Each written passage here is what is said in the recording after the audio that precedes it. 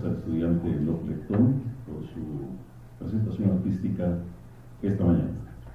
Damas y caballeros, vamos a iniciar de inmediato la actividad programada para las 10 de la mañana, el conversatorio Autonomía y Democratización en la Universidad Latinoamericana, Reforma de Córdoba y Regionalización. La moderación de esta mañana está a cargo del doctor Eval Araya Vega.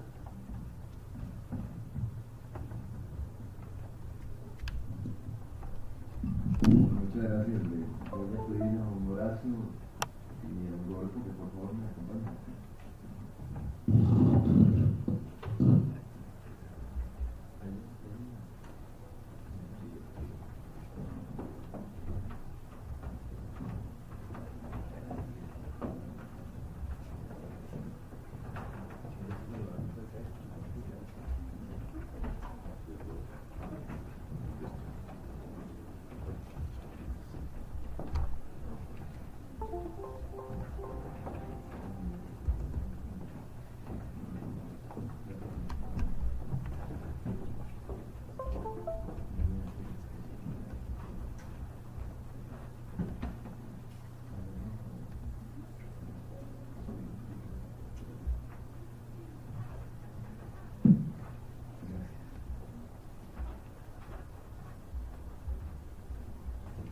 Bueno, buenos días nuevamente. Vamos a iniciar lo que hemos llamado un conversatorio titulado Autonomía y Democratización en la Universidad Latinoamericana, Reforma Córdoba y Regionalización.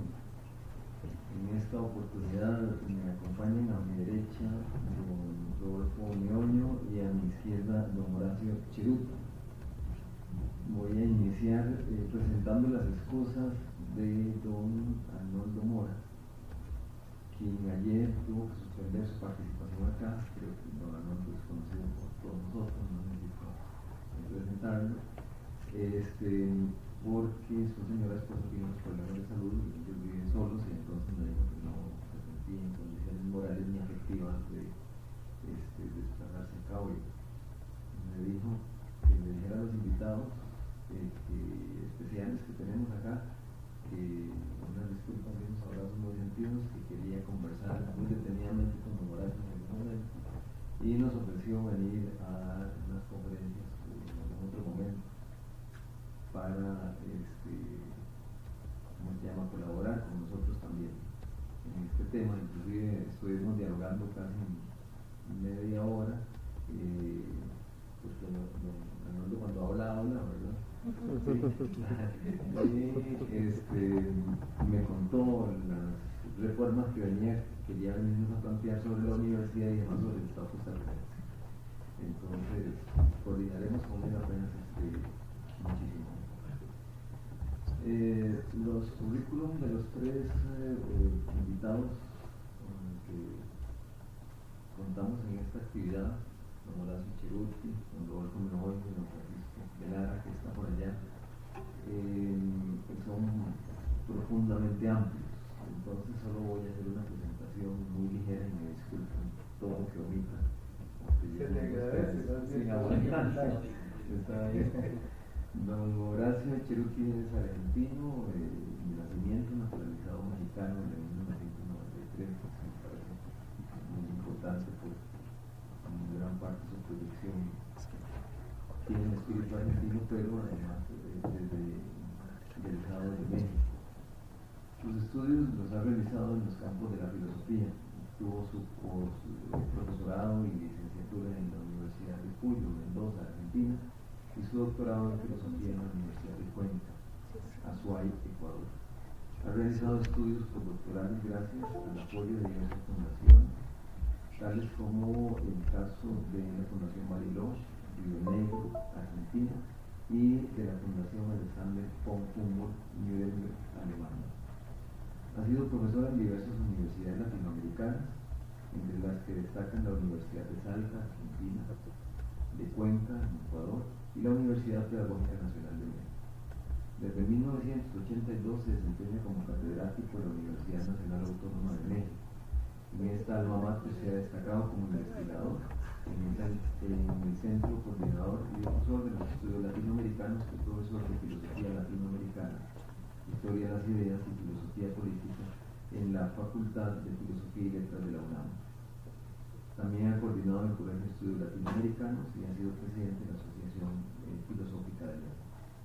Su trayectoria académica ha sido de fundamental importancia para el desarrollo del pensamiento latinoamericano, por lo que ha recibido diversas distinciones, en las que citamos solamente las siguientes: la distinción para el joven académico, conferida por la UNAM en 1990, el estímulo catedrático nivel 2 también conferido por la UNAM, y el doctorado honoris causa de la Universidad Ricardo Palma en Lima, Perú.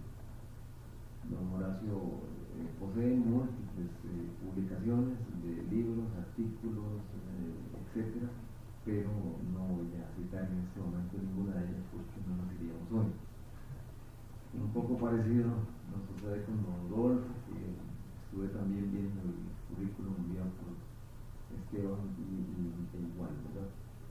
Don Rodolfo Ñoño Soto también es filósofo, especialista en epistemología, teorías críticas y derechos humanos. Es licenciado en filosofía, máster en educación y doctor en derechos humanos y desarrollo por la Universidad Pablo de Alavide en Sevilla, España. Académico en la Escuela de Filosofía y el Instituto de Estudios Latinoamericanos de la Universidad Nacional, acá en Costa Rica. En esta misma universidad ha tenido diversos cargos de gestión administrativa. Por ejemplo, director de extensión de la Facultad de Filosofía y Letras, director del Sistema y del Centro de Educación Continua, director del IDELA y coordinador de la Maestría de Derechos Humanos y Educación para la Paz. Ha sido profesor invitado en la Universidad Federal de Pernambuco y en la Universidad Estatal de Río de Janeiro, en Brasil. También en la Universidad Pablo de Olavide y en la Universidad de Valencia, en España.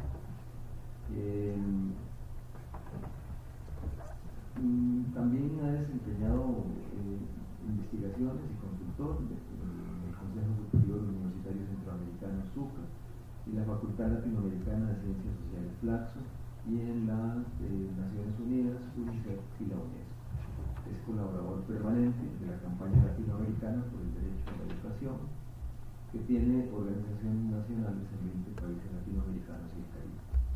De sus publicaciones ya dije lo que en este momento me interesaría decir, porque son muy amplias también. La mecánica que hemos pensado, si les parece, es que cada uno de ustedes hable unos 30 minutos y posteriormente abrimos la participación del público, si quieren hacer alguna observación, crítica, contribución a lo que estemos conversando al respecto del tema referido. De antemano les agradecemos profundamente su participación. No sé si nos iban a traer el micrófono adelante. ¿Prefieren el micrófono adelante? Sí, yo preferiría mover. Bueno, perfecto. Entonces, si quieren lo traen. Gracias. No, buenos días a todos y todas. Es un placer estar este día acá en la sede de Occidente. Es un placer compartir un conversatorio con Horacio Cerutti. Y bueno, lástima la imposibilidad de Arnoldo Mora, con quien, bueno, he disfrutado mucho. He quedado sorprendido el día de hoy como la manera que ha crecido la sede de Occidente. Yo comencé a venir más bien a raíz de Luis Camacho, que fue mi director de tesis de licenciatura en filosofía, que fue profesor y ex-decano de la sede, y después venía ocasionalmente los sábados acompañando a mi esposa, que daba clases acá, y me divertía en la reserva. Pero he quedado sorprendido de la magnitud que tiene, y incluso de toda la cantidad de profesores y profesores pasantes con los cuales se han estado alimentando. Quisiera tener una presentación. Ajá, la estamos, es que hay una dificultad técnica, un par de minutitos. Okay, bueno, en todo caso, bueno, estamos a 2 días del centenario del manifiesto lineal de la reforma de Córdoba, que se cumple el 21 de junio. Hoy estamos 19. Estamos a 2 días justo de esta celebración. Y en el contexto de esa celebración es que estaríamos hablando de autonomía y democracia en las universidades latinoamericanas. En realidad estaríamos hablando, creo yo, de la particularidad de las universidades latinoamericanas. Particularidad que no tienen universidades europeas, anglosajonas, ni en ninguna otra parte del mundo. Y que se enuncian ahí, se desarrollan a partir de ese manifiesto, de las luchas que genera ese manifiesto, en toda América Latina. ¿De qué estamos hablando? De autonomía, en primer lugar. Autonomía de las universidades públicas, política, administrativa y académica. Eso es fundamental. Y estamos hablando de democracia, ¿en qué términos? En términos de cogobierno.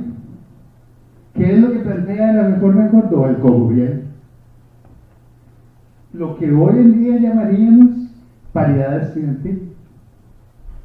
O sea, más bien hemos reducido las luchas, porque las luchas en 1919 eran por el 50-50 en el gobierno universitario. Ahora en las universidades públicas costarricenses tenemos un 25% de participación en gestión, en la toma de decisiones, no un 50%. Y en muchas de las algunas de las universidades públicas ni siquiera eso. Hay en muchos casos tomas de decisiones, por ejemplo en el caso del Tecnológico y de la UNED, en las cuales no participan instancias colegiadas, que esto es una cosa fundamental en la democracia universitaria, la existencia de instancias colegiadas. ¿Para qué? Para nombramiento de personal docente y toma de decisiones del más alto nivel. ¿Qué carreras abrimos? ¿Qué carreras no abrimos? Esto es fundamental. Vean que en este sentido vamos a estar hablando de autonomía y democracia en la Universidad Latinoamericana, donde campeándonos un torrente que habla de gerenciar la universidad. ¿Qué es eso de instancias colegiadas? ¿Qué es eso de democracia universitaria? Eso la hace poco eficiente. Deberíamos funcionar donde, como las universidades anglosajonas, donde una junta directiva nombra a las autoridades y toma decisiones. ¿Cuál democracia? ¿Y cuál nombrar autoridades? Es un desperdicio de tiempo, de recursos. Ese es el discurso imperante en este momento, el cual tenemos que cambiar. Y entonces tenemos que enfrentar ¿desde qué? Desde nuestras raíces identitarias como Universidad Latinoamericana, que están ahí en la reforma de Córdoba, en la autonomía, como les decía, en el cogobierno, en la inserción curricular.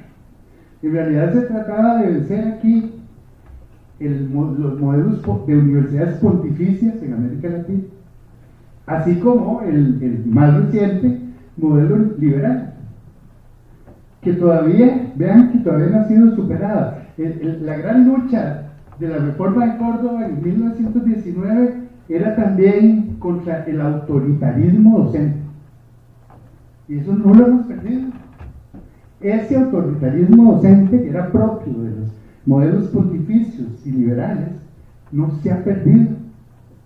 Los docentes y las docentes no hemos sabido, como diría un periodista, soltar el micrófono. O sea, todavía se habla de cátedra.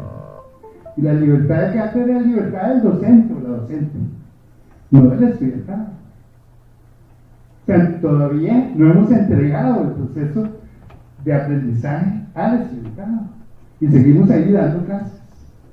Y de repente incorporamos, para cambiar la clase magistral, usamos la tecnología y terminamos haciendo, en muchísimos casos, karaoke académico. Ustedes se imaginan un docente ahí durante 2 horas y media leyendo lo que dice la pantalla. O sea, y de repente eso es lo que entendemos como el uso de la tecnología, cosa que yo estoy pidiendo. Claro, es que los vicios no se quitan, así los formaron, hay que luchar contra ellos. Pero vean que esto es particularmente importante Porque lo que tenemos que tener claro de cara a la universidad del siglo XXI es que la universidad en general y la universidad latinoamericana, a pesar de sus diferencias, vean que estas son diferencias particularmente importantes, porque lo que he dicho es que ahora que estamos en el juego de las acreditaciones internacionales y que parte del préstamo del Banco Mundial, de los famosos 200 millones del Banco Mundial, son para financiar, con el compromiso de financiar acreditaciones. Vean qué interesante lo que pasa en esas acreditaciones internacionales. Lo mejor que tenemos no cuenta. La autonomía no cuenta en la acreditación. El cogobierno no cuenta. La existencia de instancias colegiadas en la toma de decisiones no cuenta. La acción social no cuenta. La acción social no cuenta. Las universidades anglosajonas y europeas no tienen acción social. No es que el profesorado no lo haga y que no tenga compromisos sociales en sus tareas. Y no es que al final una universidad europea no termine financiando un evento social. Pero es que no es parte de su acción académica. No es parte de su acción académica. En ese sentido, la reforma de Córdoba no solo da pie a una gran cantidad de luchas que se desarrollan en toda América Latina, prenden fuego en toda América Latina, sino que incluso académicamente se desarrolla lo que podríamos llamar una nueva disciplina, que sería la teoría de la universidad. Entonces, claro, hay grandes representantes, desde un Darcy Ribeiro, que plantea el concepto de la universidad latinoamericana como universidad necesaria. Y ese es el otro elemento de la reforma de Córdoba, la función social que tiene que tener la universidad. O sea, la universidad no es solo para graduar a los hijos de las élites, para ser los médicos o abogados. La universidad tiene que tener una función social. Eso es lo que va a plantear la Ribeiro, y lo que se va a retomar en Costa Rica en 1973 con la Universidad Nacional. Su primer rector planteaba eso, la universidad necesaria, que de alguna manera ya tenía su antecedente en la fundación de la Universidad de Costa Rica. Ténganse en cuenta que las universidades públicas centroamericanas, la más joven o las más jóvenes son las costarricenses. Piensen en la Universidad de San Carlos de Borromeo en Guatemala, fundada en 1637, o la Universidad de León en 1920, etcétera, etcétera. Hasta la de Panamá es más vieja que la UCR. Pero la UCR nace con un compromiso de función social desde los años 40 y muy fuertemente en los 50. La UCR fue financiada por la banca pública para que se desarrollara y que impulsara una función en términos de el llamado entonces modelo de Estado social. O sea, también como universidad necesaria. Esto es particularmente importante porque también, en cuanto a la función social, puede haber mitos. Y antes de contar el mito en torno a la reforma universitaria de la UCR en 1957, sí quisiera plantear lo otro que no ha cambiado en la Universidad Latinoamericana, desafortunadamente.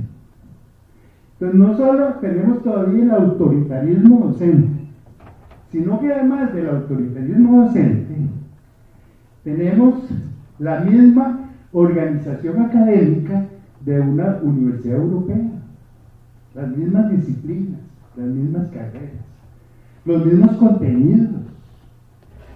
O sea, que es lo que llamaríamos hoy en día, somos una institución de la colonialidad, somos neocoloniales.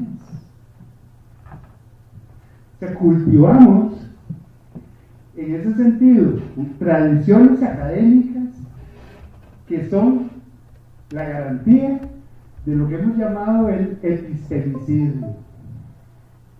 ¿Qué es el epistemicidio? El asesinato de saberes.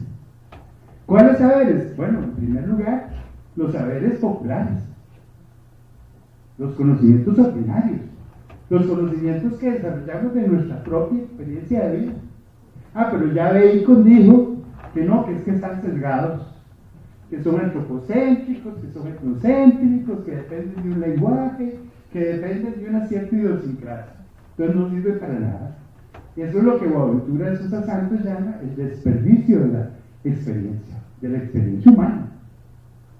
Pero no solo eso, sino que también despreciamos los conocimientos asiáticos, orientales. No, esos son arcaicos, son obsoletos, no sirven para nada. No sirven para nada, es que cuando en Europa se desarrolla la brújula, los chinos la tenían 1000 años antes. Solo que la brújula china apuntaba al sur, no al norte. En la brújula china, el norte era el sur. Es interesante. A esta le preguntan, ¿cuáles son los 3 grandes desarrollos de la modernidad, de la ciencia moderna? Y entonces dice, la imprenta, la pólvora y la brújula. Bueno, ya la brújula, dijimos, ya los chinos la tenían 1000 años antes. Y la pólvora, solo que no lo usaban para matar, sino para divertirse. Y la imprenta la tenían también 1000 años antes. Cuando en el siglo XVIII Harvey descubre la circulación de la sangre, los chinos lo sabían desde 2000 años antes. Exactamente como lo describe Harvey. Etcétera, etcétera, etcétera. Bueno, déjame ver cómo fluimos, pues no sé cuánto tiempo lleva. Los conocimientos indígenas. No, eso no sirve para nada. No sirve para nada porque esos son primitivos. Y entonces, claro, como dice Boaventura de Sousa Santos, puede ser que la sabiduría indígena no nos sirva para viajar a la luna, aunque tal vez sí de otras maneras, pero sí nos sirve para aprender a convivir con el ambiente, en los ecosistemas. Eso es más sabio todavía, pero esa no vale. En las universidades no vale. No vale.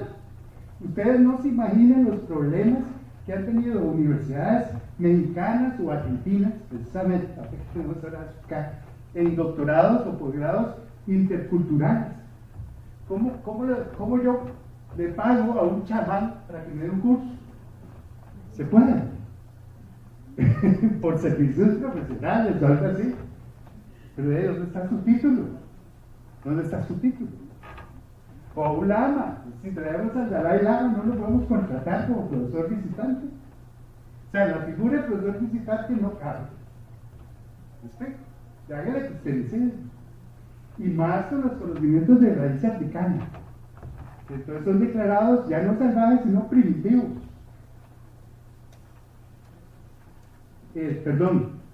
Salvajes, primitivos los indígenas. Salvajes. Pero claro, en una forma de desacreditación tal que se desfigura toda la santería que predomina en nuestro Caribe y en nuestras costas caribeñas continentales también.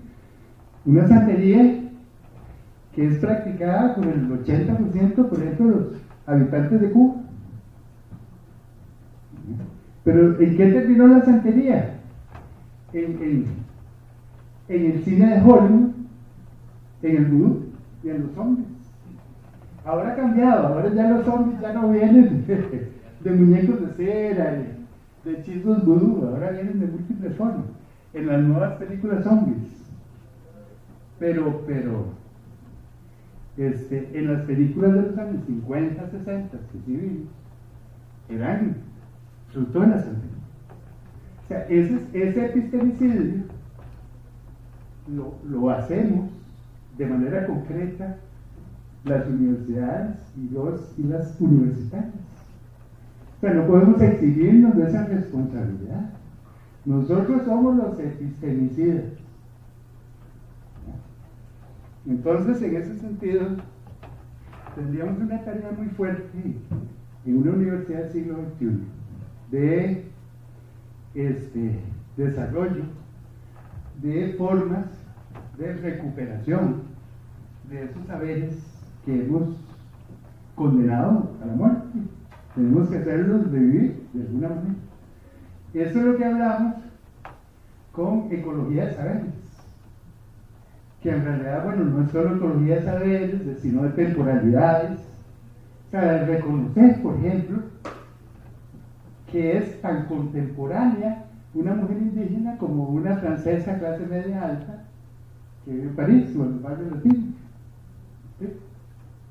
Si yo les digo, imagínense, cierren los ojos, imagínense una mujer contemporánea, seguro nos imaginamos toda la portada de Cosmopolitan. ¿No?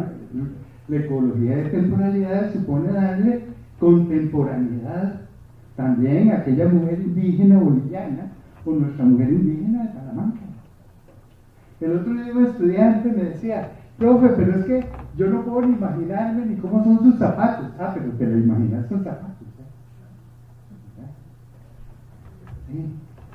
También la ecología del reconocimiento, porque en realidad aquí tenemos problemas en términos de diferencias de clases sociales, de etnias y de género, desafortunadamente, muy fuertes, muy fuertes. Vean que quiero resaltar en el caso de Costa Rica la falta de las diferencias étnicas,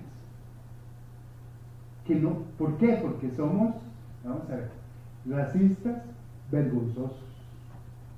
Si uno le pregunta a cualquier persona en Costa Rica, ¿usted es racista? La respuesta inmediata, espontánea, va a decir no. Pero el asunto está en que el estadio Alejandro Morera Soto, sede de la Liga Deportiva de Las Leyes, es el único equipo de la CONCACAF,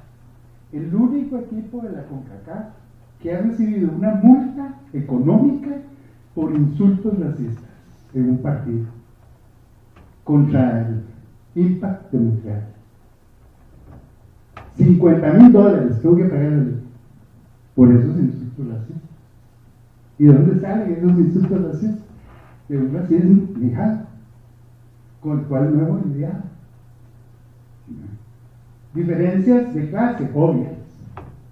Diferencias de género, bueno, vean la situación que pasó el domingo pasado. Casi 480 denuncias por agresión física de mujeres durante la duración del partido. O sea, ahí perdimos triple, cuádruple, al punto tal de que alguna gente está hablando hoy en día de declarar esto una epidemia nacional. Ah, pero no, nos declaramos todos igualitarios, aquí no hay problemas de género, ya se está superado. Pero es cuestión de que parezca un partido de fútbol de la serie y un par de cervezas y casi 500 llamadas. Eso de las que se hicieron. Pero bueno, entonces vean que en esto la universidad tiene una tarea muy fuerte. También el reconocimiento de escalas. Quiero hacer notar el problema de no ver escalas en el trabajo académico que hacemos en las universidades. Por ejemplo, si ustedes van y revisan las bases de datos, para hacerlo facilito, se van a encontrar que, iba a decir el 99%, pero digamos que un 95% de las tesis versan sobre Costa Rica. Lo que sea en Costa Rica, todo en Costa Rica. Ya tanto las disciplinas de ciencias sociales como incluso los institutos de investigación natural, etc. Todo es sobre Costa Rica. No hay nada sobre Centroamérica, no hay nada de América Latina, no hay escalas.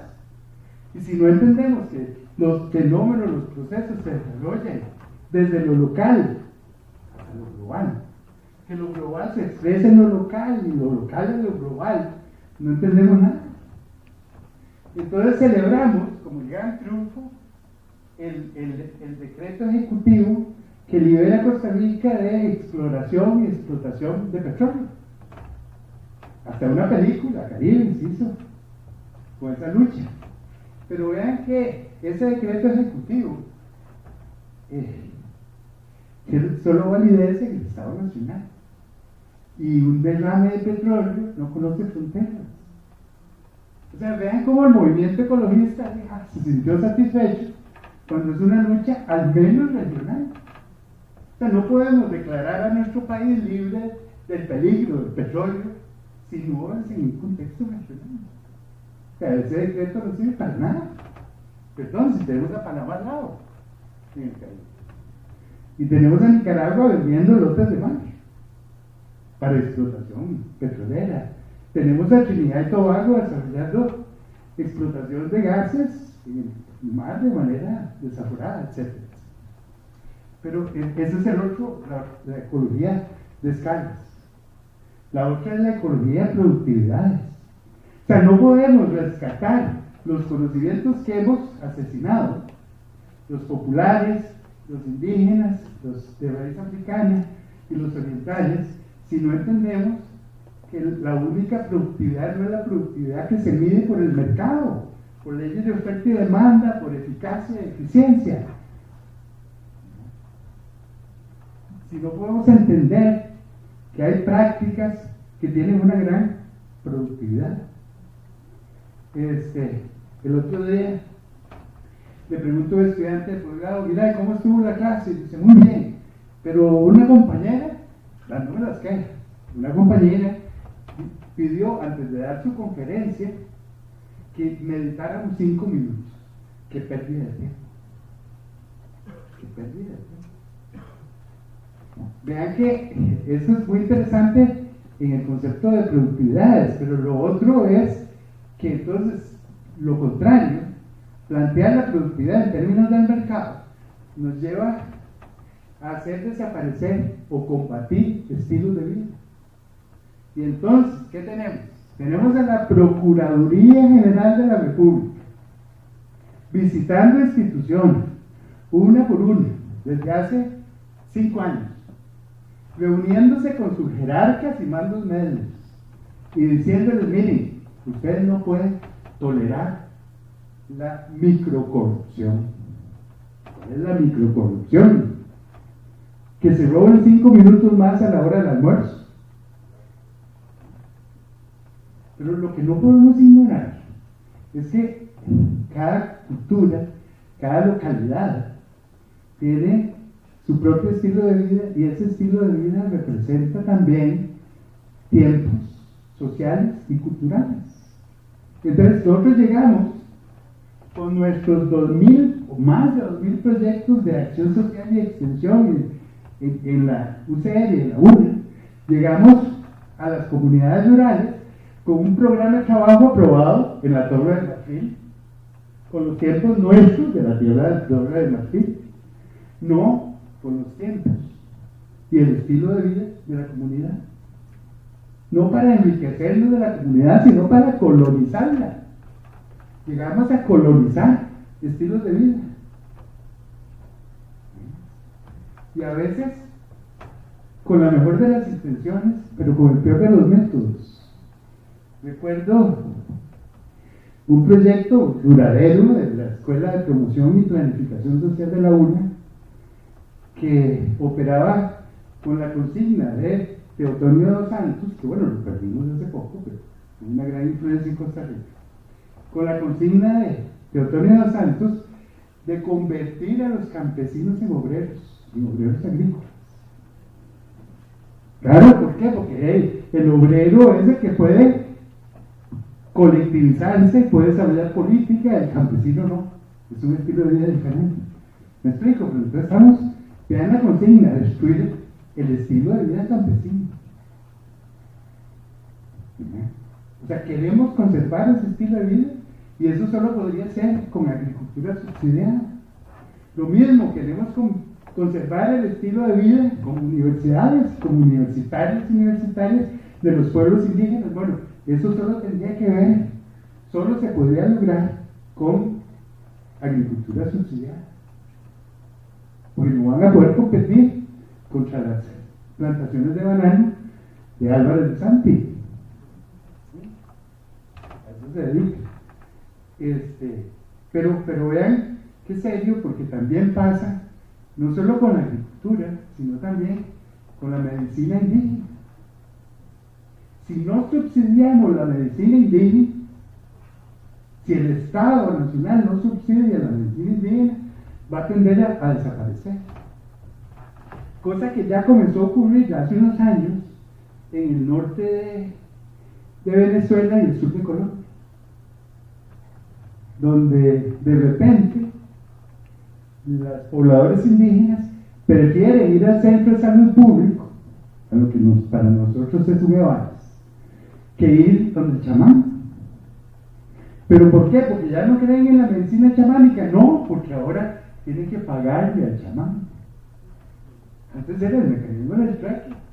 Dependiendo del diagnóstico del tratamiento, pues era una gallinita, un chanchito, un racimo de guineos, un poco de yuca. De ahora el chamán, con todo derecho, que quiere tener un celular inteligente como el celular. Tiene que darlo, tiene que cobrar. Y nuestros pobladores indígenas no pueden. Entonces vean las cosas que se cuecen y donde a veces no participamos. Y deberíamos estar ahí en esas gestiones como universitarios y universitarias. En Cotobruz, hace 20 años destacan al médico, al EVAIS, que ni siquiera se llamaba EVAIS en ese momento. Y de repente, este médico se encuentra con un chamán. Y estamos hablando de población 9, Cotobruz, que circula entre Costa Rica y Panamá, porque esas son sus comarcas, 4 comarcas norte. Una en Costa Rica, 3 en Panamá. Y entonces comienzan a hacer ecología de saberes, intercambio de conocimientos, el chamán y el médico. ¿Qué resultó de eso? Resultó que de repente el médico referenciaba pacientes al chamán y el chamán al médico, conociendo mutuamente sus habilidades. Claro. Decide de repente, por ejemplo, porque es que aquí un médico inteligente es aquel que conoce sus limitaciones. Está comprobado que el 85% de los casos de cefalea, sinusitis o dolores de cabeza, migrañas o dolores de cabeza, son por el estrés. La causa es el estrés.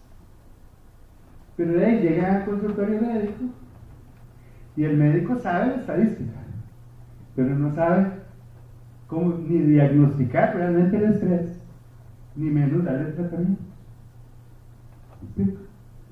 Pues bueno, ahí es donde esa autorreferenciación o referenciación mutua funciona muy bien. Funcionó tan bien que resulta que desde hace 5 años en el EVAIS de Cotobruz se dan los 2 servicios financiados por la caja: el servicio de medicina alopática occidental y el servicio de medicina chamánica, atendido por los 2 discípulos del viejo chamán.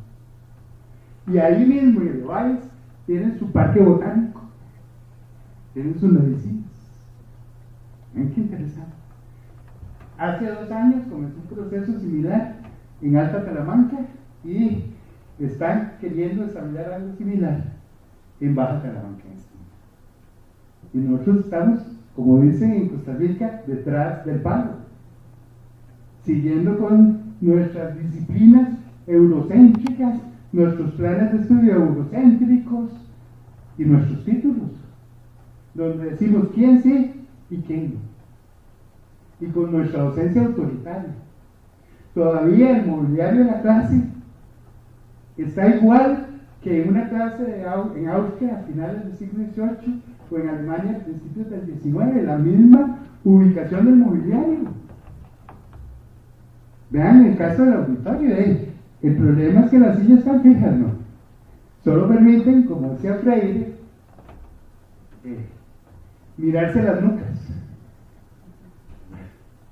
Mientras que yo estoy aquí arriba. Bueno, es que la arquitectura también expresa relaciones de poder.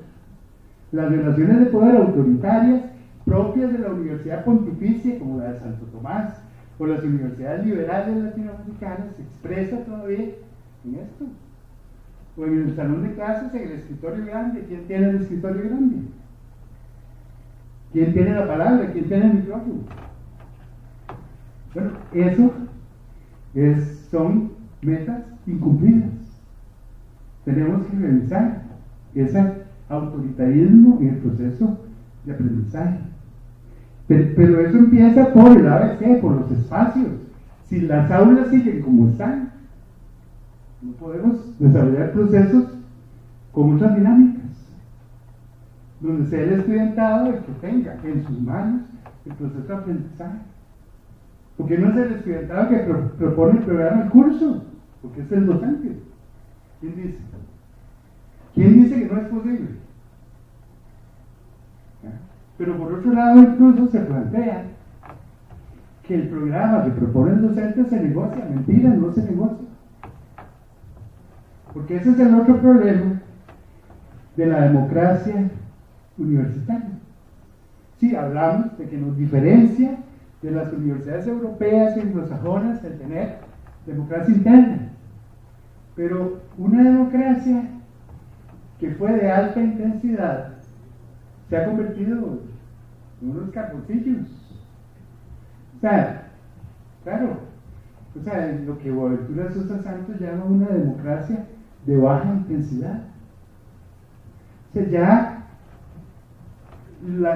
las candidaturas al consejo universitario, las candidaturas a decanaturas o a direcciones de unidades académicas ya no nacen de procesos colectivos, sino de alguien que quiere tener el cargo.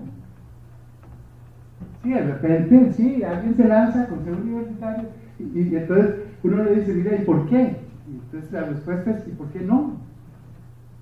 Bueno, pero ¿cuál es el proyecto político que se tiene detrás? Esa es una democracia de alta intensidad que la tuvimos en las universidades públicas latinoamericanas y costarricenses. Pero hoy en día se ha vuelto una democracia procedimental, como diría Castoriadis. Meramente procedimental, al punto tal de que se dan los dos fenómenos que critica Boaventura de la democracia representativa. La patología de la representación. O sea, los elegidos no sienten ningún compromiso con sus electores. ¿Por qué? Porque no hay ningún proyecto político detrás, ningún proyecto académico que respalde esa candidatura. O sea, me dijeron a mí, punto. Yo hago lo que quiera con mi gestión, lo que yo considere conmigo. ¿Y eso qué genera? Genera la patología de la participación. Y entonces, ¿qué importa votar o no votar? La mayoría de académicos y académicas vemos como una pereza en una elección. Y si hay que hacer una segunda elección, peor todavía, otra vez más, no me elegí una vez en la primera. Que antes le iba a decir, pero nos está hablando del poder maldito. Bueno, nada más señalarles que en realidad me salía absolutamente otra cosa de lo que iba a dar con la presentación. Espero que podamos discutir muchas más cosas luego y les dejo la presentación, porque yo creo que se entiende bastante bien y hace un recuento más histórico de estos problemas. Nada más una última mención. Tenemos una gran deuda que sí está muy clara en la reforma de Córdoba, que no hemos retomado, que Paulo Freire sí la vio, y es el papel del amor en acto educativo. Eso lo plantea el manifiesto de la reforma de Córdoba, y lo retoma Freire con su famosa frase de la educación es querencia, sin querencia no hay educación. Y eso es lo que tendríamos que preguntarnos hoy en día también. ¿Qué papel juega el amor en la institución universitaria latinoamericana? Muchas gracias.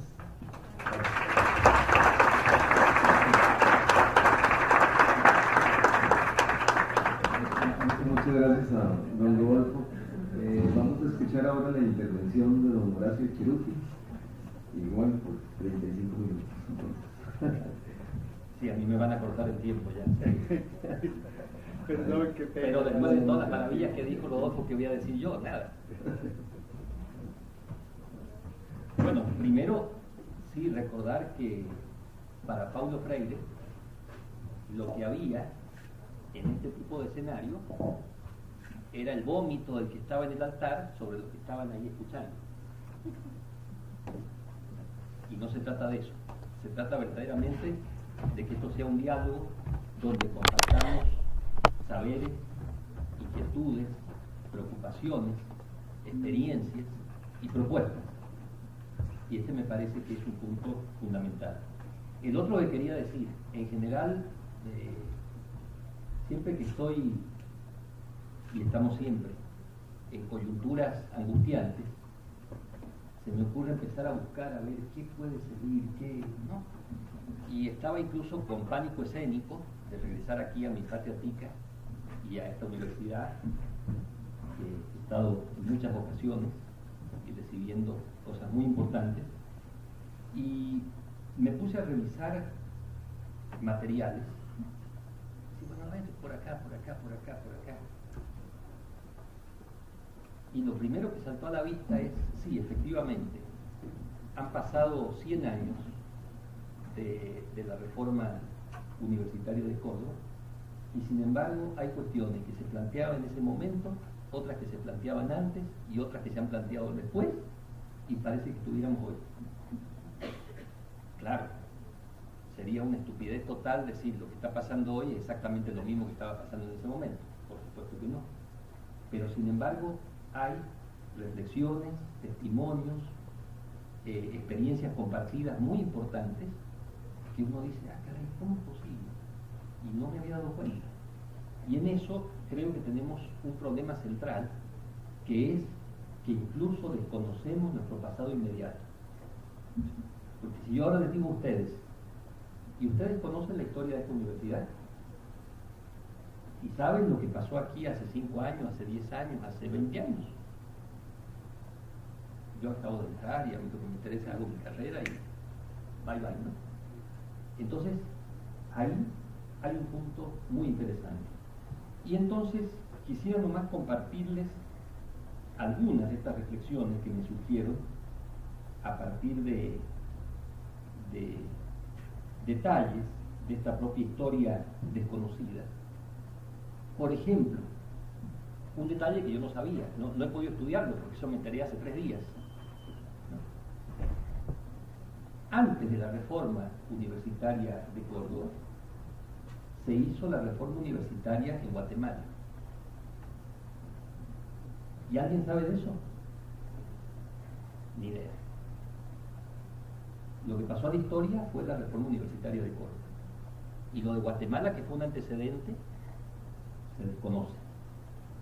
Luego, otra cosa que me sorprendió mucho fue reencontrarme con textos que ya había leído, pero que no recordaba, y quisiera mencionarles uno de un volumen que se publicó en la UNAM en 1987 y que era Universidad y Política en América Latina, un evento en el que me tocó estar. Ya ni me acordaba del evento, ni quienes habían participado, ni nada.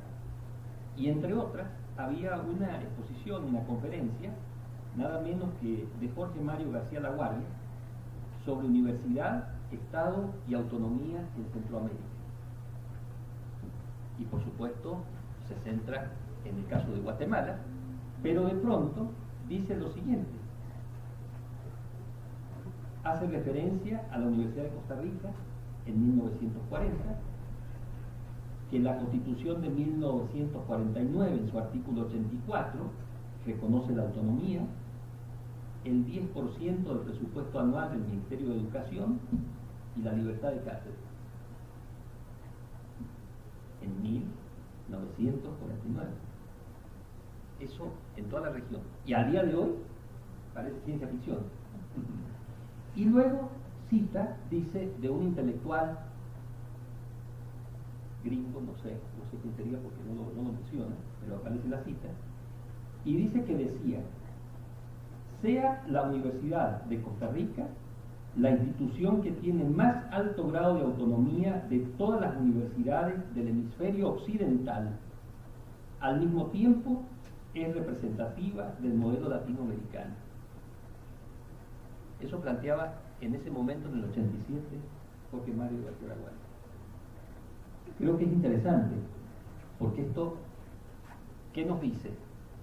Nos dice que hay que estudiar estas situaciones que son totalmente desconocidas en la región. Y nos dice también que en la patria tica hay que hacer también el mismo ejercicio.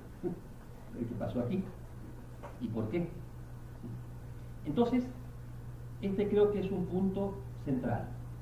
Otro que me pareció muy interesante, me reencontré con un material que tenía yo completamente olvidado, que es un pequeño folleto elaborado colectivamente que se llama Palabras Pendientes, referido a 1999, huelga y rebelión estudiantil en la UNAM, y que se publicó esto 10 años después, en 2009.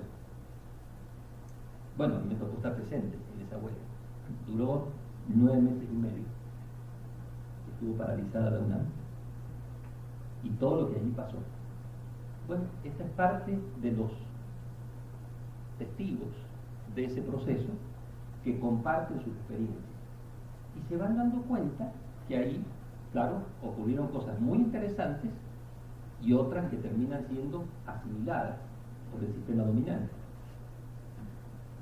Y esto, importante verlo, pero resulta que ellos mismos ven antecedentes y recuperan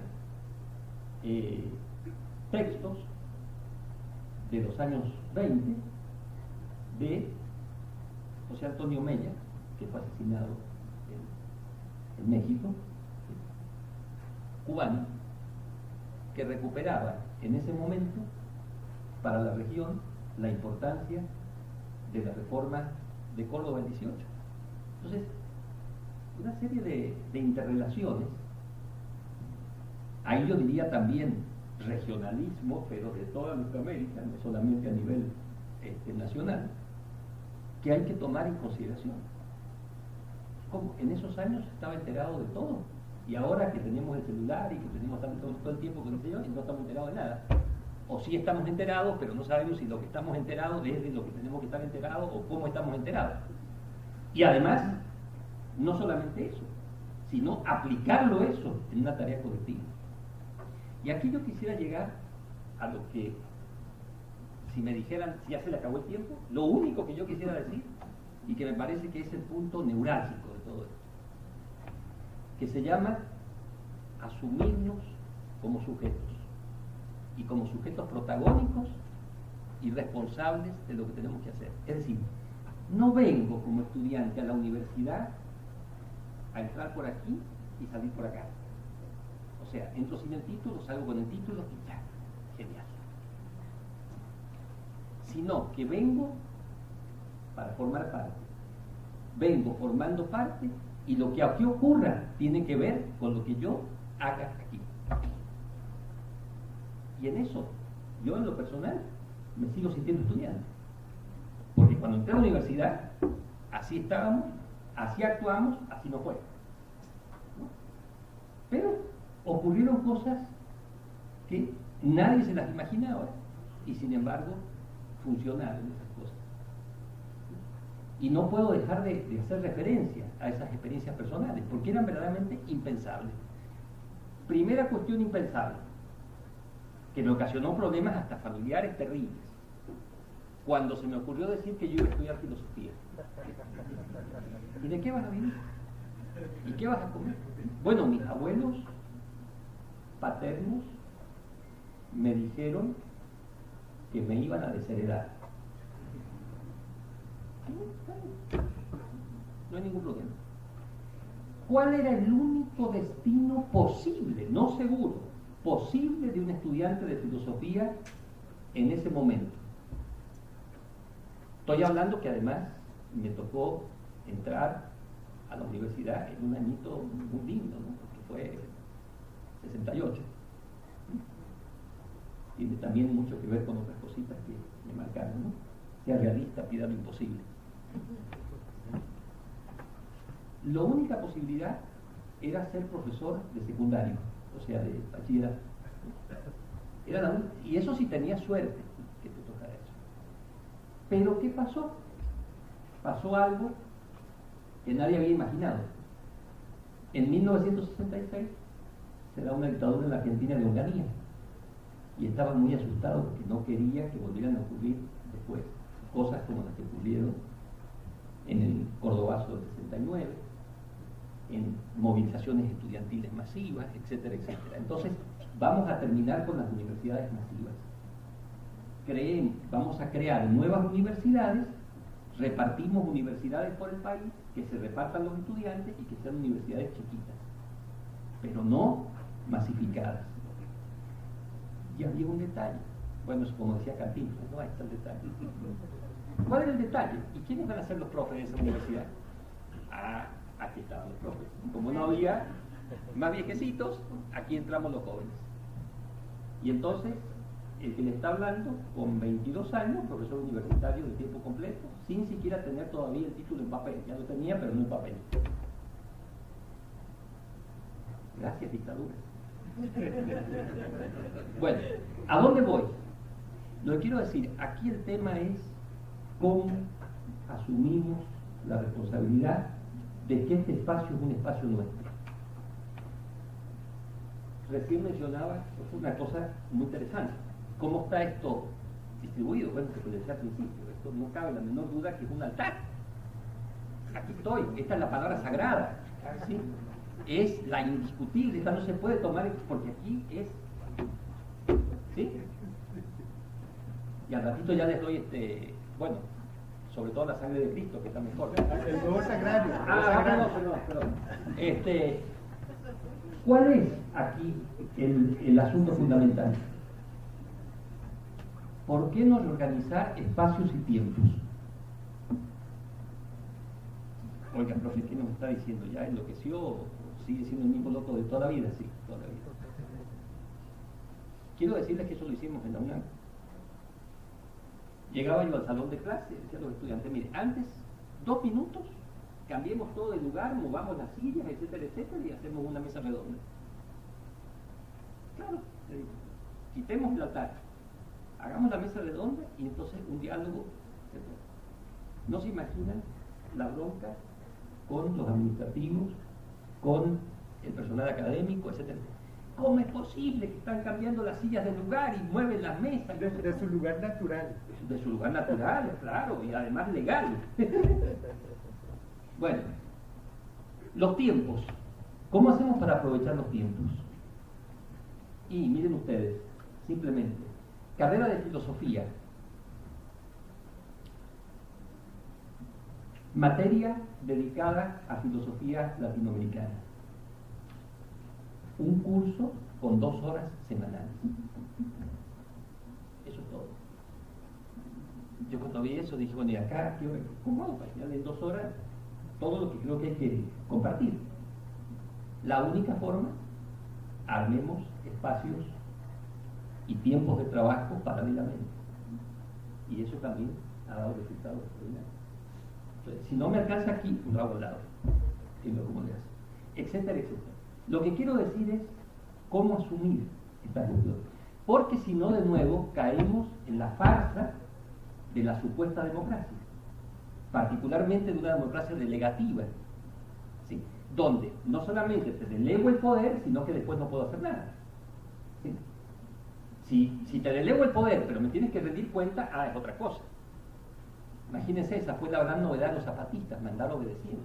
Por supuesto, esa es la idea. La soberanía popular estaba basada en eso.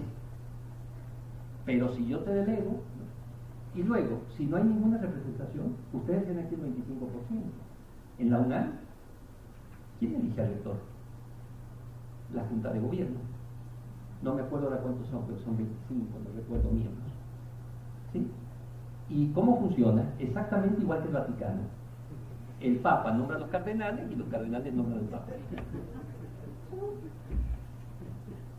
Y se acabó. Entonces, pero ¿dónde quedó la búsqueda? Hablábamos de la huelga más larga de la historia. 9 meses y medio paralizada la universidad. ¿Sí? ¿Qué pasó? Después vino, más recientemente, el 132. ¿Qué pasó? En general, hasta donde, sin restringir a eso la explicación, porque es mucho más compleja, tiene muchos detalles y muchos matices que hay que recuperar. Pero algunos de los dirigentes fueron cortados. Bueno, ofreciendo un puestito. Alguno terminó siendo, ¿cómo se llama? Periodista, etc. ¿Ya? Se ha ido diluyendo. ¿Qué quiere decir esto? Quiere decir que si no hay verdaderamente propuestas, si no hay una organización, si no hay un asumir como responsabilidad de todas y todos la vida universitaria, no pasa nada. Y ahí creo que también es fundamental entender a cabalidad qué significa investigación, qué significa docencia y qué significa difusión. Eso es interesante, porque si no, incluso se hacen divisiones entre estas áreas. Estos son investigadores, estos son profesores, estos son los que difunden. ¿Y qué? En primer lugar, no hay forma de hacer docencia si no hay investigación. No hay forma de que la investigación se traduzca en algo si no hay docencia. Y no hay forma de que haya verdadera conexión con la universidad que hace posible la vida de nuestras universidades públicas, con la sociedad en general. No hay forma si no hay difusión. Entonces, este es un trabajo conjunto que tenemos que elaborar y en un diálogo que hay que abrirlo más allá de los claustros o del enclaustramiento. ¿Cierto? Entonces, este es un punto claro. Ahí viene otra cosa, que por cierto me olvidé de aclarar al principio porque le decía aquí a nuestro querido presentador que los datos curriculares que le dieron míos son de la prehistoria. Y un detalle, que es cierto, efectivamente, yo formé parte del Centro Coordinador y Difusor de Estudios Latinoamericanos de la UNAM, pero ahora se llama Centro de Investigaciones sobre América Latina y el Caribe. Fue un centro que nombró, que creó Leopoldo Sea para coordinar los estudios latinoamericanos a nivel de nuestra América y a nivel mundial, en dos grandes federaciones, asociaciones que existen, que son SOLAR y IAL, la Sociedad Latina de Estudios de América Latina y el Caribe, y la Federación Internacional de Estudios sobre América Latina y el Caribe. Menciono esto, ¿por qué? Porque ahí había un asumir responsabilidad pública, e incluso algo a lo que nos opusimos tajantemente. Se nos decía que quienes coordinaran los estudios sobre América Latina a nivel mundial tenían que tener sede en nuestros vecinitos del norte. Imagínense ahora con Donald coordinando los estudios o teniendo que ver con los estudios sobre la región. Dijimos no, si van a hacer estudios sobre la región tienen que estar coordinados aquí, que participen colegas de Estados Unidos, de Canadá, pero no hay ningún problema, pero participan desde aquí. Entonces, esto está relacionado con esa problemática. Hoy, los problemas que nos agobian tienen que ver con esto. Y ahí hay algo que me parece muy importante y que yo quisiera mencionarles. Hay estudios sobre los que conviene profundizar. Estudios sobre la reforma, los trabajos de Hugo Biagini. Estudios sobre las relaciones internacionales o la internacionalización de la educación superior en América Latina. Yo les recomiendo los trabajos de Norberto Fernández Lamarra. Bueno, es impresionante la cantidad de organismos internacionales que existen para supuestamente convalidar estudios, hacerlos, incluso títulos compartidos, etcétera, etcétera. Llevamos décadas con eso. ¿Qué tiene de eficaz? ¿Qué tiene verdaderamente de positivo, incluso de compromiso con nuestra realidad concreta? Dando vueltas. ¿Sí? Y esto todo acompañado a cosas que ya mencionaba, incluso en la presentación de este debate, cómo hemos sido agobiados por la burocratización, por las supuestas evaluaciones, por los criterios que se utilizan para saber qué es lo que estamos haciendo, si vale o no vale, etcétera, etcétera. El hecho concreto es que eso ha acabado con el diálogo. No hay debate, no hay interlocución, no hay responsabilidad compartida, es todo individualismo. A ver cómo le hago yo para salvarme y cómo puedo verdaderamente recuperar tiempo, posibilidades, etcétera. Me están pidiendo esto, lo hago.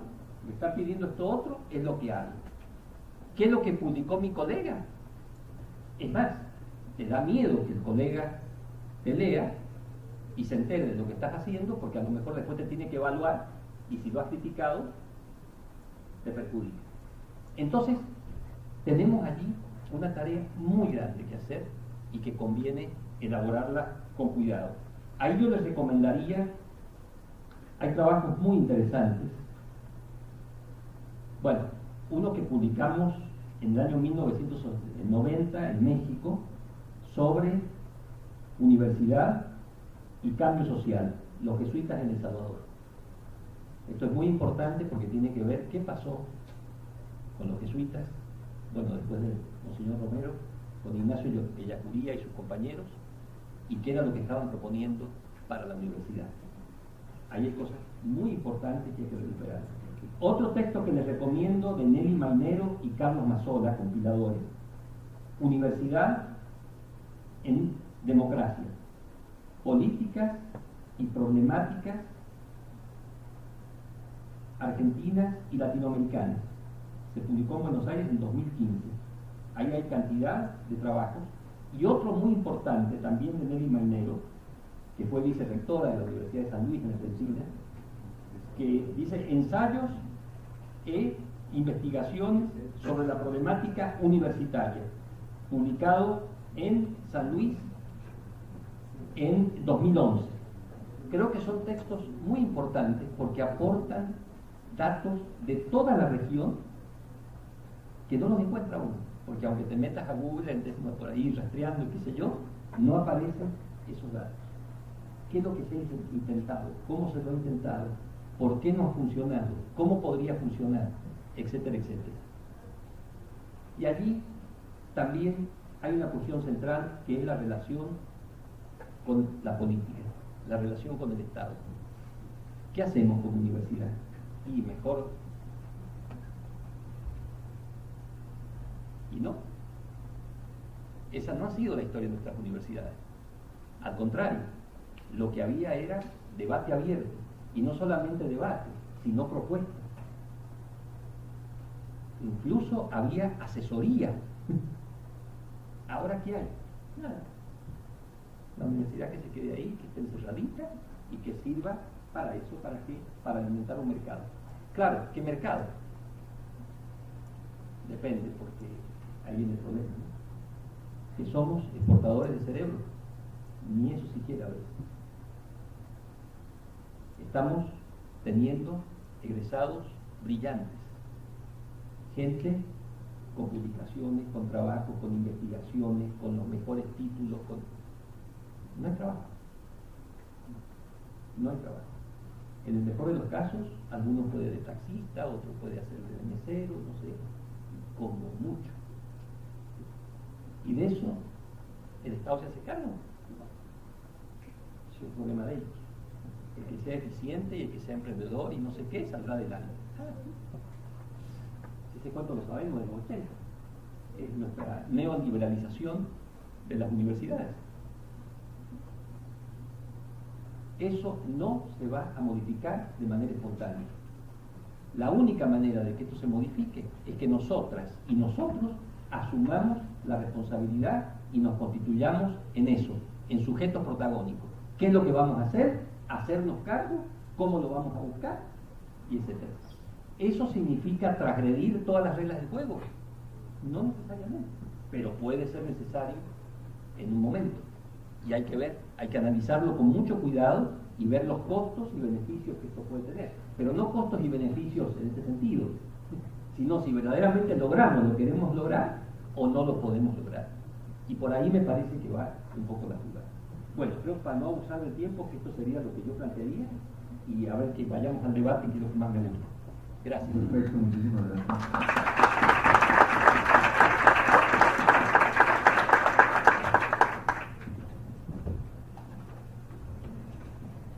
Bueno, entonces, muchísimas gracias a don Horacio y a don Rodolfo por las intervenciones que han tenido, y abrimos entonces un espacio para reflexiones, discusiones, preguntas, etc. ¿Y alguien quiere hacer uso de la palabra?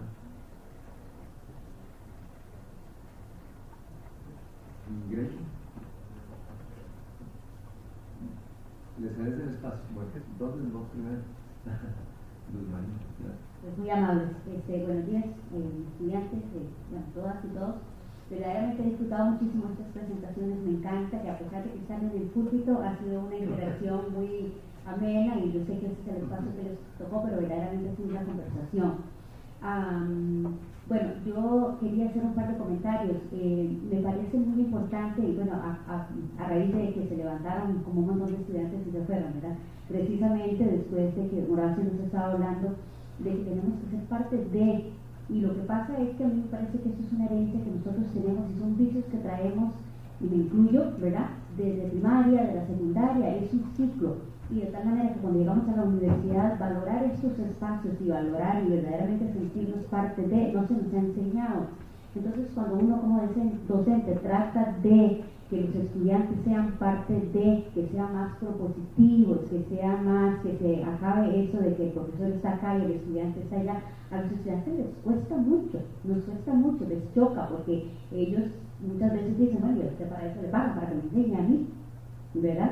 Entonces, pero ese chip hay que cambiarlo. Lo que pasa es que es un ciclo vicioso, ¿verdad? Estamos formando formadores que al final llegamos a hacer lo mismo, a sentarnos a pararnos en el púlpito y a dar una lección para que los estudiantes abran el cerebrito y echarles así con un embudo la información. Entonces, eso no está funcionando. Ahora, no sé, lo hemos hablado en muchas ocasiones, ¿verdad? ¿Cómo lograr ese cambio que verdaderamente nosotros nos sintamos parte de? Yo pienso que muchas veces, bueno, más sabe el diablo por viejo que por diablo. Conforme uno va madurando, se va dando cuenta de la importancia que tienen estas cosas. Precisamente le comentaba al profesor Mauricio que los estudiantes y las estudiantes de estudios generales, y me encanta que estén acá, pero a veces yo no sé si es un grado de madurez que tal vez no se nos enseñó desde que estábamos más jóvenes. Entonces, en el momento en que adquirimos esa madurez necesaria para comprender la importancia y la relevancia de estos procesos y el papel que deberíamos tener, ya estamos fuera de la U, ya tenemos el título y vamos corriendo a buscar un trabajo. Y qué lástima que nosotros no pensemos estas cosas desde que tenemos, no sé, 10 años, ¿verdad? Ahora no sé cómo lograrlo. Yo sé que es una responsabilidad que nos corresponde a todos, y principalmente a los educadores y a los profesores de primaria, de preescolar, de secundaria. Estas cosas no podemos venirlas a aprender en la universidad, hay que traerlas ya desde que estamos jóvenes. Pero bueno, esa es la realidad que tenemos verdaderamente. Bueno, no sé si tienen una respuesta. Yo creo que es un asunto de educación, pero educación verdadera, educación donde desde que estamos jóvenes se nos inculque eso, que somos parte de, no solo parte de un sistema educativo, sino parte de una sociedad, de una comunidad, sino que siempre estamos corriendo para llegar a otro lado y no nos damos cuenta que cuando estamos acá, que eso no nos corresponde hacer lo que tenemos que hacer. Eso es como el comentario. Gracias. Gracias. Vamos a escuchar a Grecia, que nos pidió la palabra también, y Esteban, y ahí paramos un momento para que los caballeros aquí se puedan referir a las intervenciones.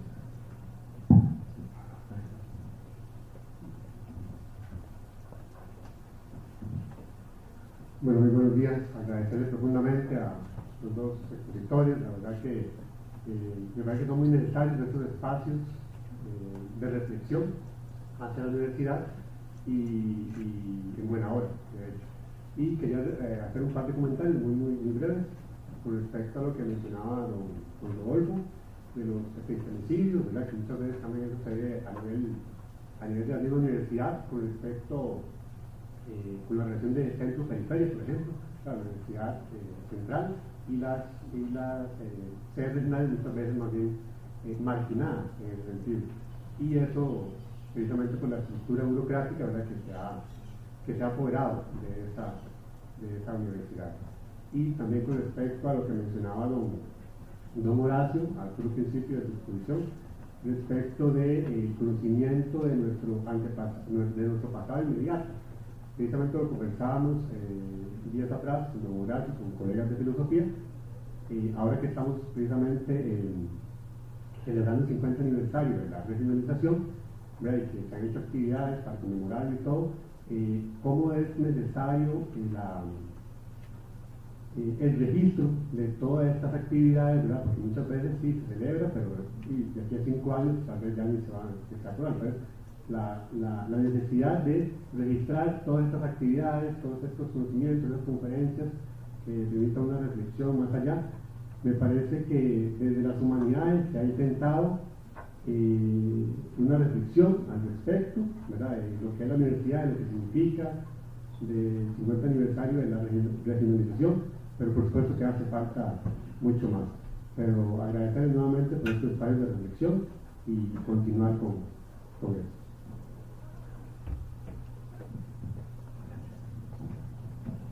Bueno, unirme al agradecimiento que hace el compañero Graving, ¿verdad?, por estas ponencias tan importantes y necesarias, ¿verdad?, en nuestro contexto universitario.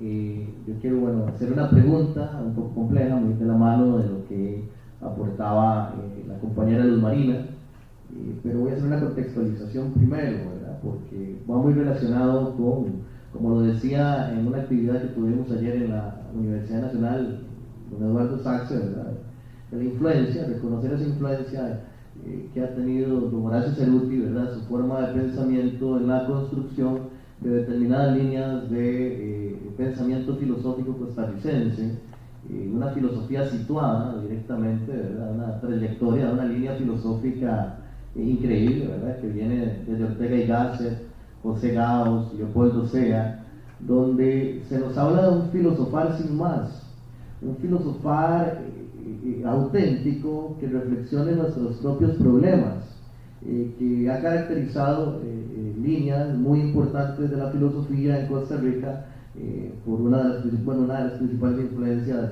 el aporte de don Horacio, que hasta en años sabáticos se ha venido a Costa Rica a ayudarnos en la construcción de doctorados, en estudios latinoamericanos, del devenir filosófico de lo que es la filosofía en Costa Rica. Uno de los principales problemas que yo veo en la actualidad es directamente que este año y el que viene estamos recibiendo las humanidades unas generaciones muy distintas. Son las generaciones de los auténticos y las auténticas millennials. O sea, la gente que ya nace del 2000 en adelante y que tienen una naturalización más profunda de todo lo que es la tecnologización de nuestras sociedades. Y paralelo a esa tecnologización también un pragmatismo implícito en el uso de esa tecnología. Me refiero a que muchas veces queremos obtener o se quiere obtener el resultado más satisfactorio en el menor tiempo posible y con el menor esfuerzo posible. La lógica se transforma, ya no es el procedimiento el que valida el resultado, sino la efectividad, eficiencia, incluso deleite o placer del resultado, el que valida el procedimiento. Y en estas nuevas generaciones encontramos también ciertas cuestiones más visuales, una pérdida de un interés muchas veces por la lectura. Yo he notado, lo digo por la experiencia en las aulas, de que se nota que hay un gran sector de personas que no les interesa, no les gusta o no tienen el hábito de leer. ¿Cómo hacer, como decía la compañera Luz Marina, para hacer que estas generaciones que vienen con tantos condicionamientos curiosos se incorporen para llegar a ser parte de. Por ejemplo, a nosotros nos ha pasado que hemos tenido que adaptarnos a una serie de elementos tecnológicos. Hace poco había tenido un problema con el teléfono y empecé a leer una página de un libro cada vez que iba a sacar mi teléfono, y en 4 días había leído como 85 páginas. Y eso que uno se ha adaptado a esa tecnología. Ya las nuevas generaciones, las generaciones que empiezan en el 2000, ya vienen con esa tecnología casi que naturalizada culturalmente. ¿Cómo desde la filosofía podemos afrontar esta problemática? Porque nos estamos organizando, estamos luchando por reposicionarnos en espacios, estamos generando este tipo de actividades para discusión. Aquí en Costa Rica, como lo hemos conversado con Horacio, se está generando todo un movimiento para reposicionar a la filosofía en el ámbito nacional, pero directamente con este problema filosófico, ¿cómo podríamos enfrentarnos en la universidad desde la filosofía?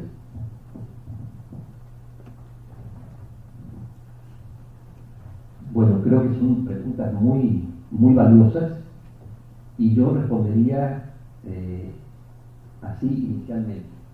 Creo que la manera de lograrlo está adoptar esta posición propositiva de parte de los estudiantes, por parte de los que estamos ejerciendo de profe, es un, digámoslo así para que se vea más elegante, un método, ¿sí?, que yo vengo aplicando desde hace décadas y que me ha dado muy buen resultado, aunque pedagógicamente lo pone a uno en un lugar sumamente complejo, pero hay que poder reaccionar así y salir adelante. ¿Y sabe cuál es? Quedarse callado. Silencio total. ¿Por qué? Porque entonces, a ver qué quieren ustedes. A ver, ¿qué es lo que les preocupa? No es que yo voy a venir a dar aquí la clase y ustedes van a tener que escuchar lo que yo voy a comunicar aquí desde el altar. No. Sino, ¿qué es lo que les interesa? ¿Qué es lo que les preocupa? Insisto, eso es muy complejo, porque de pronto aparecen problemas y digo, ¿y ahora cómo reacciono frente a esto? ¿Qué les puedo decir por dónde? Pero cuando eso empieza uno a trabajarlo, funciona verdaderamente de manera espectacular. ¿Por qué? Porque en lugar de estarte imponiendo lo que quiero que piense, que te preocupe, que te dedique, no sé qué, me estoy refiriendo a lo que te preocupa, a lo que quieres, a lo que andas buscando. Y entonces cambia totalmente el asunto. Es más, una cosa que yo siempre pido en trabajos por escrito: no me vayan a hacer un resumen de lo que se ha leído. Yo quiero saber qué es lo que piensan ustedes, qué es lo que cuestionan, etcétera, etcétera. Y eso es muy importante. Incluso frente a esta experiencia de que ya la lectura en papel, en impreso, estar escribiendo con la mano, etcétera, parece que es la prehistoria, ¿sí? Sin embargo, cuando la gente se entusiasma y uno logra que mueran en el suelo, los jóvenes se meten a la lectura y dicen, esto sí me interesó. Pero hay algo más que yo les agrego, y que eso tiene que ver con las nuevas tecnologías. Si estamos leyendo, no sé, el Antiguo Testamento, no tengo forma de comunicarme de manera directa con autor o autores. Si estamos leyendo a Platón o estamos leyendo a Locke, lo digo porque aquí hay uno que está enamorado de Locke, está medio loco, digo, pero no puedo dialogar con él, pero resulta que con autoras y autores contemporáneos podemos hacer la conexión de inmediato. Lean este libro, autor español, por ejemplo. Si les interesa, nos conectamos por Skype y podemos hacer. ¿Sí? Bueno, es más, libros de colegas en México, y les digo a ustedes, léanlo, lo invitamos aquí después, o la invitamos aquí después, y a ver si sobrevive a todo lo que le vamos a preguntar. eso cambia totalmente, porque no es lo mismo. Yo leí, me pareció muy interesante esto que leí. No, aquí es, leí. Tengo esto para preguntar. Con esto no estoy de acuerdo. ¿Por qué lo enfocó de esta manera y por qué no lo hizo de esta otra? A ver, siéntese ahí, en el banquillo de los acusados, y a ver si es capaz de responder. Entonces cambia completamente la relación, porque en lugar de que yo tengo que asimilar una cosa que ya está y lo único que me queda es decir, bueno, sí o no, aquí lo que se abre es un diálogo inmenso donde, a ver, esto que me preocupa, esto que no estoy de acuerdo, esto que se podría haber enfocado de otra manera, ¿cómo lo planteas? Ahora, digo esto porque creo que estas preguntas están íntimamente relacionadas con cómo hacemos para retomar la democratización y la autonomía universitaria. Y por supuesto yo me sigo defendiendo la libertad de cátedra, pero no la libertad de cátedra para que yo haga mi caprichito, no, es para que podamos hacer en conjunto lo que queremos hacer avanzar. Entonces un poquito por ahí es por donde lo veo. Muchas gracias por las participaciones. Yo quisiera empezar con Luz María, con su problemática de la participación estudiantil. Es un problema muy serio. Yo no tengo una respuesta, pero sí, te digo, es un problema compartido. Sí pienso que en eso, como decía Horacio, tenemos que involucrarnos con las políticas públicas y con el desarrollo de las instituciones públicas en general, y no quedarnos callados. Y yo creo que aquí buena parte de que el estudiantado no llegue a estudios generales con una formación, con una cultura política, con una cultura de participación política, es porque esos espacios les han sido negados desde primaria y secundaria. No podemos pedirle algo que no han cultivado. O sea, veamos la situación en la cual están los gobiernos estudiantiles de los colegios. ¿Qué participación tienen real en la toma de decisiones? Ninguna. No tienen ninguna participación en la elaboración de los reglamentos internos de cada centro educativo. Ninguna. Entonces tenemos que empezar por ahí, tenemos que reclamar eso. Miren, estos adolescentes, estos jóvenes merecen una cultura política, una cultura parlamentaria, una cultura de debate. En secundaria no encuentran esos espacios. Así los recibimos. Y tampoco abrimos esos espacios de manera real.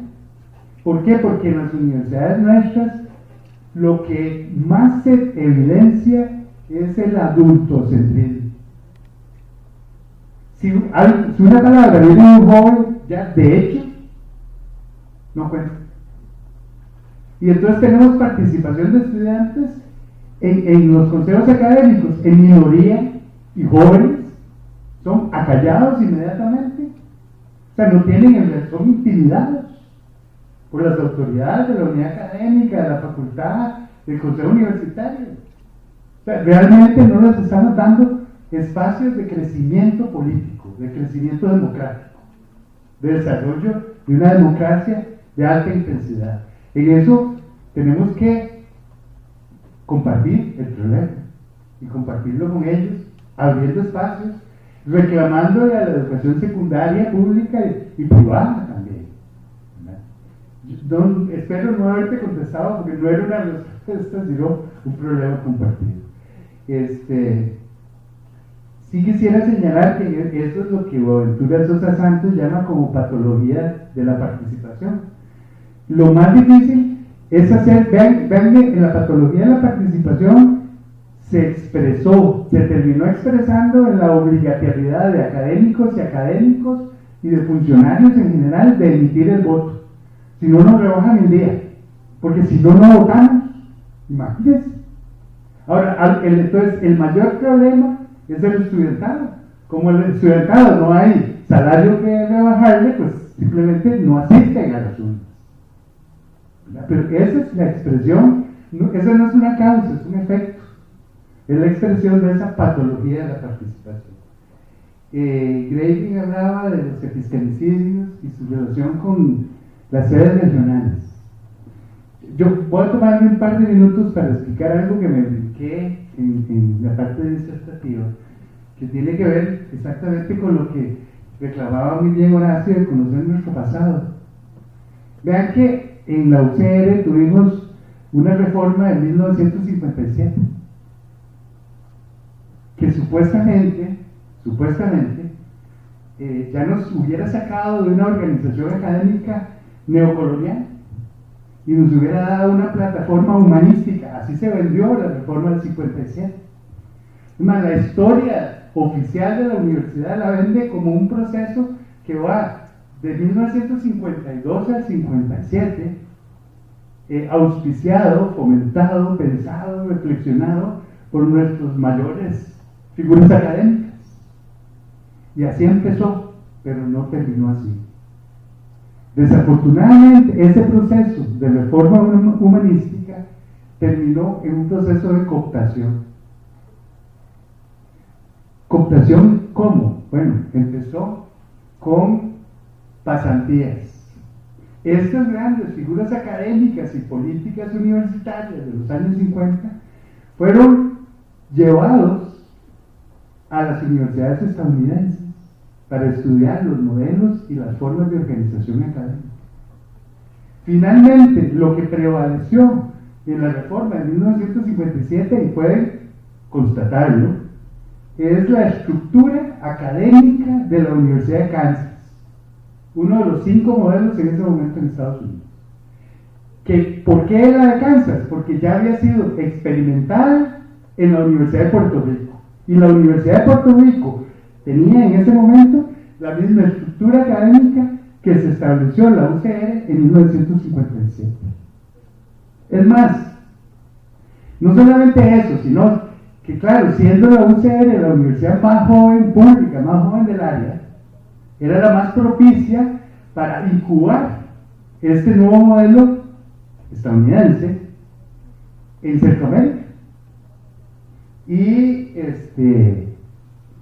lo que sucedió fue que se desarrolló el programa de intercambio académico. Esto lo pueden encontrar en la documentación, financiado por la Fundación Ford y gestionado por el Consejo Superior Universitario Centroamericano, el SUCA, que consistió en que, en un primer lugar, en tener asesores estadounidenses en las nuevas cátedras de estudios generales de la Facultad de Ciencias y Letras, en historia, en filosofía, etc. Pero no solo eso, sino en un programa de intercambio académico que era para establecer una relación entre figuras académicas y políticas de las universidades centroamericanas.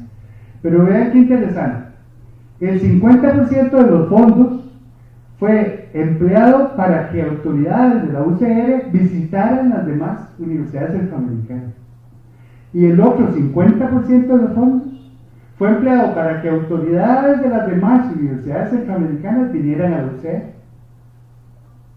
Qué interesante. ¿Cuál fue el resultado del programa de intercambio académico? La adopción de la estructura académica que había adoptado la UCR con la reforma en la mayoría de las universidades públicas centroamericanas, incluida la regionalización. Es una de las políticas de la reforma, es la regionalización. Y esto es muy interesante. Ahora realmente quedé sorprendido con el dato que ofrece Horacio del proceso de regionalización que son contemporáneos en Argentina y cuyo propósito es el mismo: tener sedes universitarias más pequeñas, menos políticas, con menos compromiso social. Muy interesante. Más desligadas de la vida social. Y entonces, de alguna manera, yo explicaría, o intentaría, o esbozaría alguna idea en torno a un movimiento estudiantil fuerte que defiende la sede central. ¿Para qué? Porque ahí en la sede central hay vida política, mientras que las nuevas autoridades en las sedes regionales tratan de mantenerlas alejadas de la política. El caso de la fundación de la UNA.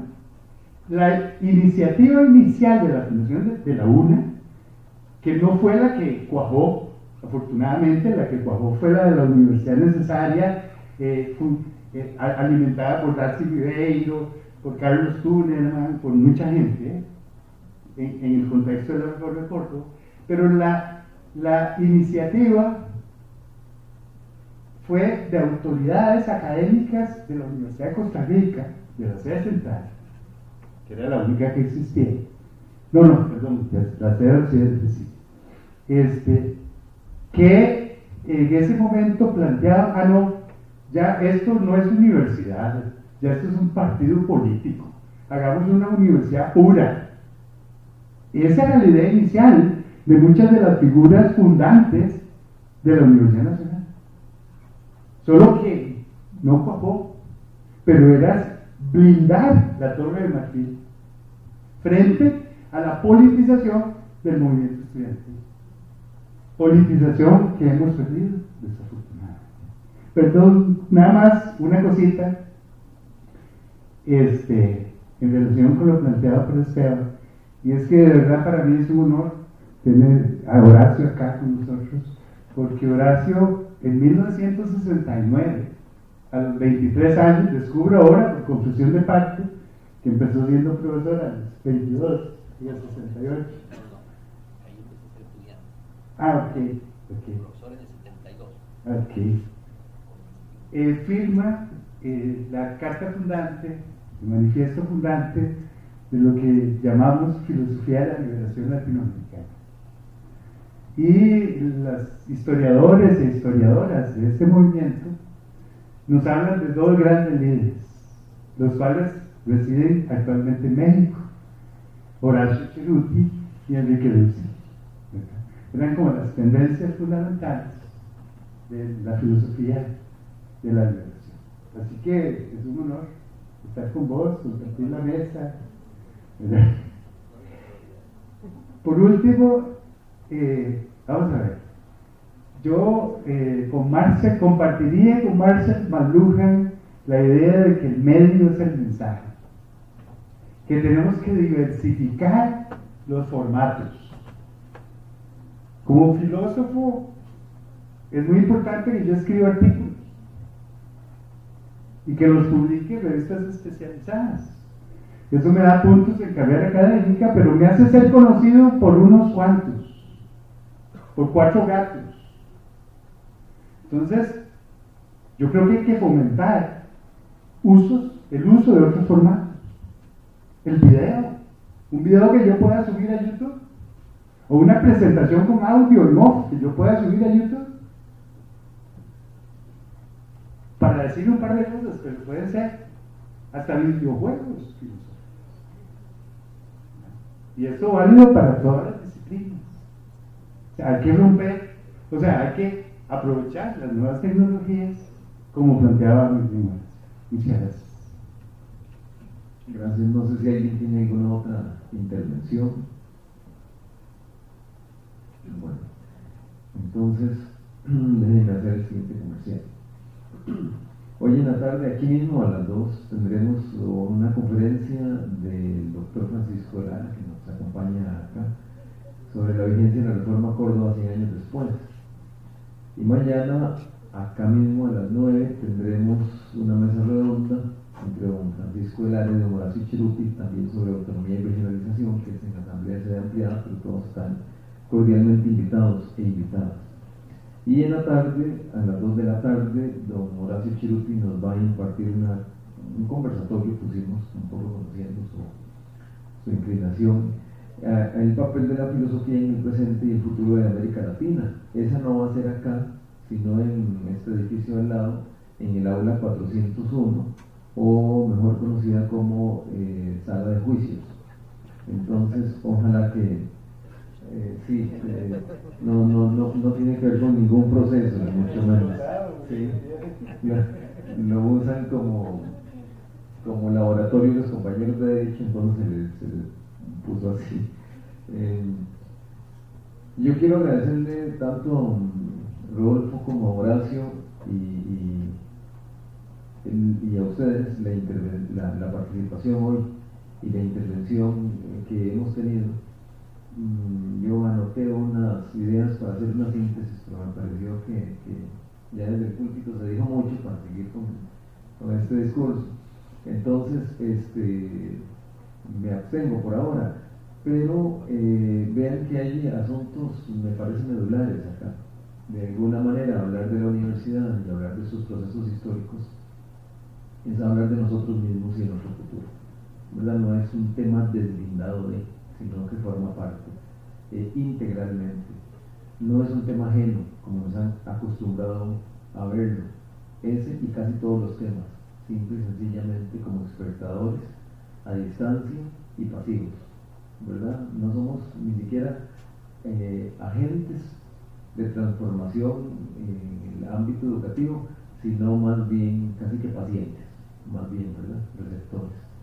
Entonces yo siempre uso con mis estudiantes, antes vi unas caras conocidas acá, esta figura del vómito y la uso con toda la perversión, ¿verdad? Yo me vomito ideológicamente, ellos se comen la vomitada y después en el examen y que reproduce mejor la vomitada, y es para traumarlos, que deben de comer vomitada.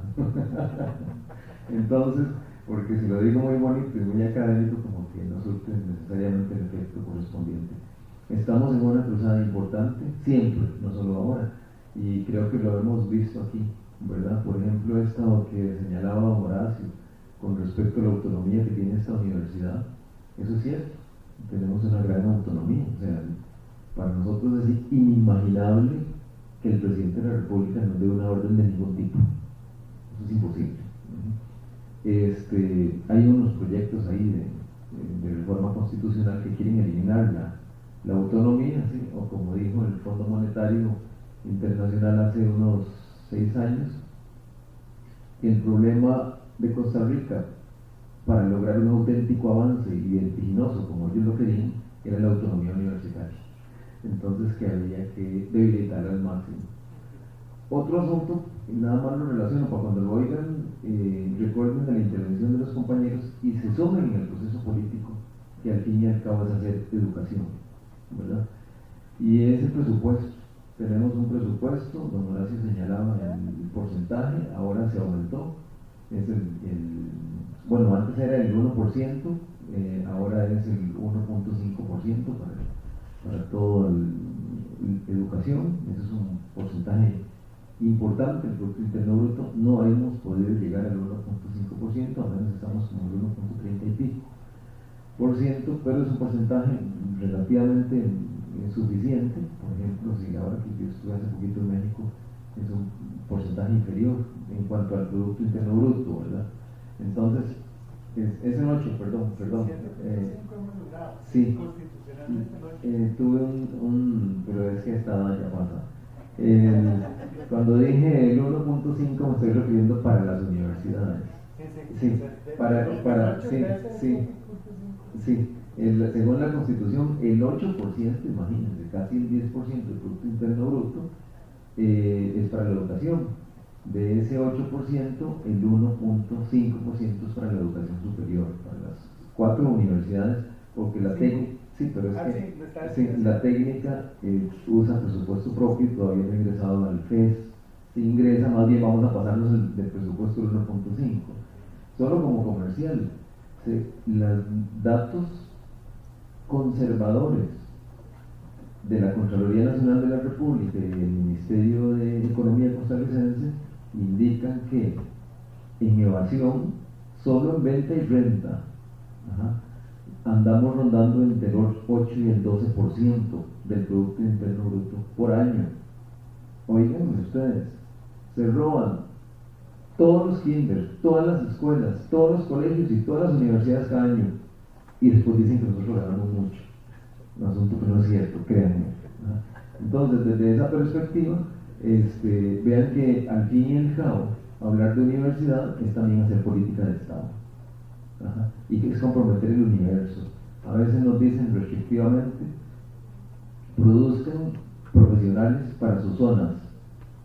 De ello, no sé, cuando vuelvo a ver aquí alrededor, entonces tenemos que crear para la zafra, por ejemplo, la caña, para el café, y también para las peleas de gallos, las corridas de toros al estilo tico, etc.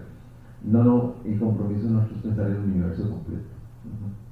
Inclusive, a Esteban no le gusta que utilice este término, inclusive el universo que no existe y que es posible. ¿Verdad? Ese es el deber, ¿no? Todavía no. Sí, Todavía no. exacto. Inventar, crear, jugar con la plástica. Entonces, yo creo que esto tiene que ser una motivación profunda. O sea, los que hemos llegado, los pocos que hemos llegado hasta acá en este momento, vayámonos con la inquietud planteada hoy. Hacer universidad no es venir de pacientes, es asumir la universidad como si fuera mía y construirla cotidianamente. Termino con otra dramática figura, porque la filosofía la llamamos nosotros los filósofos de vanidosos la madre de todas las ciencias, ¿verdad? Pero eso era muy griego y colonizador, pero es la actitud filosófica lo que es antropológicamente intrínseco al ser humano. O sea, no podemos negar la actitud filosófica del pensamiento, y que tiene que ser crítica y humanística en nuestro contexto. Esto, entonces, yo uso esta analogía. Piensen que allá afuera no hay oxígeno, sino alcohol de 90 grados. Ajá. Y piensen que no tenemos piel, sino que estamos en carne viva. Y ahorita vamos a atravesar la puerta. Cada movimiento que haga, cada partícula cuántica que me toque, va a tener un significado especial, porque va a atraer mi atención. Sentiré el universo completo, todo, hiriente. Así es como tenemos que vivir la realidad. Nada es normal, nada es común, nada está bien. Todo puede estar mejor. Y es nuestro deber construirlo. Sí. Muchísimas gracias a los compañeros aquí en la mesa, a ustedes también. Y esperaría verlos a las 2 de la tarde y mañana a las 9 y mañana a las 2 también. Solo permítanme decir, por reconocimiento a don Francisco, él también, aquí don Rodolfo dice que estamos explotando a Horacio, jamás, nosotros somos incapaces. Francisco va mañana en la tarde a la sede del Atlántico, esto es en Turrialba, a impartirnos una conferencia sobre uno de sus campos de filosofía, de especialización en filosofía, sobre la teoría de la interpretación. Y pasado mañana en la Escuela de Filosofía, a las 10 de la mañana, una charla sobre Heidegger. Son temas un poquito más especializados, pero vean que aquí, con estos invitados que vienen aquí, prácticamente sin ningún interés y sin ningún pago, estamos viendo la muestra efectiva de cómo se construye este universo. O sea, con gesto solidario, ¿verdad? Mirándonos de la mano unos a otros, porque si no todo lo demás es mentira.